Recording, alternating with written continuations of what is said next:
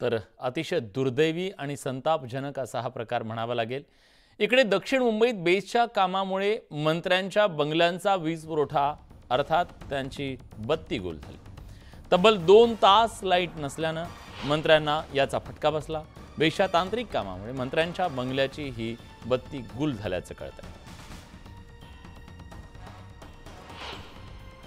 ज्या भागामध्ये आपण आहोत हा व्हीआयपी भाग आहे आणि इथे तर वीज जातच नाही, परंतु एक तांत्रिक बिघाड आलेला आहे। जमिनीच्या खालून जी बेस्टची विजेची लाईट जी केबल जाते त्या केबलमध्ये तांत्रिक बिघाड आल्यामुळे या सगळ्या बंगल्यांची वीज ही खंडित झालेली आहे। 1.5-2 तासांपूर्वी काही 4 बंगल्यांची वीज आधी खंडित झाली आणि त्यानंतर आता साधारण 2 वाजेनंतर उर्वरित बंगल्यांची सुद्धा वीज जी आहे ती खंडित झालेली आहे।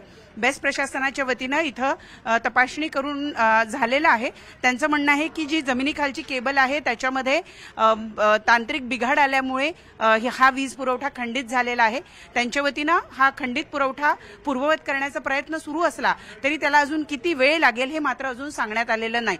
खरं तर मी जसं म्हणाले की हा संपूर्ण व्हीआयपी परिसर आहे आणि या परिसरामध्ये वीज सहजासहजी जात नाही, परंतु जेव्हा तांत्रिक बिघाड येतो त्यावेळेला कुठलाही पर्याय उरत नाही। अशा वेळेला दुरुस्ती करणं भाग पडतं आणि तशीच दुरुस्ती जी आहे ती सध्या केली जाते आहे आणि तुर्तास आपण पाहतो की ही सगळी कार्यालयं, कारण इथे बाळासाहेब भवन सुद्धा आहे, इथे राष्ट्रवादीचं कार्यालय आहे, इथे विविध मंत्र्यांचे बंगले आहेत आणि या सगळ्यांमध्ये हा वीज पुरवठा साधारणतः 1.5-2 तासापासून खंडित झालेला आपल्याला बघायला मिळत आहे।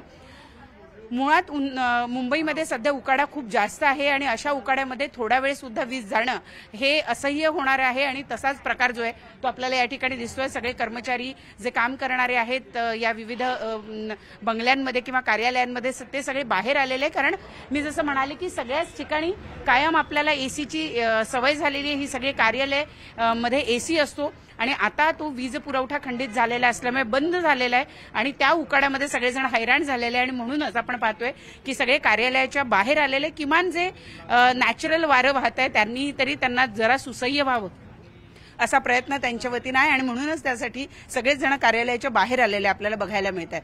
व्हिडिओ जर्नलिस्ट सुमंगलचा प्रणाली कापसे, न्यूज 18 लोकमत, मुंबई।